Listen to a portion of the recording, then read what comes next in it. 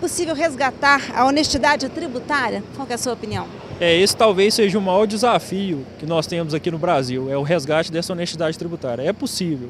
Talvez não com o direito penal, que foi o tema abordado na nossa palestra, mas com outras formas de educação fiscal, de reforço das instituições, de melhora do processo administrativo, na esteira de que se busque uma melhor forma de que essas pessoas cumpram a legislação sem ter uma possibilidade de repressão, e sim pelo fato de entenderem que isso é necessário para a sociedade. O senhor disse lá dentro que esse crime acaba se transformando em algo normal para determinados grupos, né? Exatamente. Existe a teoria que foi abordada, que é a teoria da associação diferencial, que diz que o crime é apreendido dentro desses micronúcleos.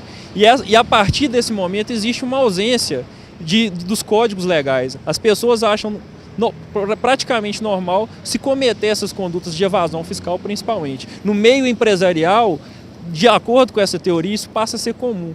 E a pessoa entende que não está ofendendo a lei. E elas criam técnicas de neutralizar o próprio cometimento do crime. Geralmente porque nada acontece com elas? Exatamente. Existem estatísticas que provam que a maioria das pessoas que vão para a cadeia ou que tem um problema penal, vamos dizer assim, ou seja, que são submetidos às regras criminais, são pessoas que têm uma baixa condição de vida e que existe uma seletividade. Essa seletividade do direito penal é direcionada para aqueles que têm menos condições socioeconômicas. E isso reflete nas condenações. Tanto é assim que existem muito poucas condenações nesses crimes tributários, pela dificuldade de investigação, pela dificuldade do processo e por essa cultura arraigada na sociedade de que os bons homens, os homens de negócio, existe uma tolerância em relação a eles na questão criminal.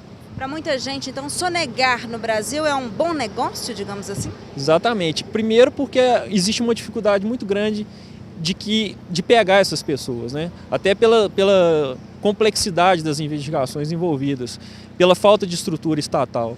Isso leva a valer a pena arriscar, né? E se arriscar, eu pago, porque aí eu tenho uma extinção da punibilidade. Então a lei é seletiva também. Não só as pessoas, a cultura arraigada, mas a própria legislação, ela dá uma benesse a essas pessoas. É um rombo muito grande, né? Já se passa agora dos 320 bilhões de reais. Daria para fazer muita coisa com esse dinheiro, né? Com certeza. Talvez esses crimes não tenham essa noção social, as pessoas não têm a noção social de quanto esses crimes são prejudiciais. Elas dão muito valor a esses crimes contra a vida, que é importante também, mas crimes contra o patrimônio privado, que são crimes pequenos, as pessoas dão mais importância a eles do que esses crimes que a gente diz sociais, que atingem um número indeterminado de pessoas, mas que tem um valor muito significativo para a sociedade, porque esses valores podiam estar sendo revestidos em educação, em saúde, em outras questões. E a porcentagem dessa sonegação em relação ao PIB ela é tão grande que poderia diminuir a carga tributária e isso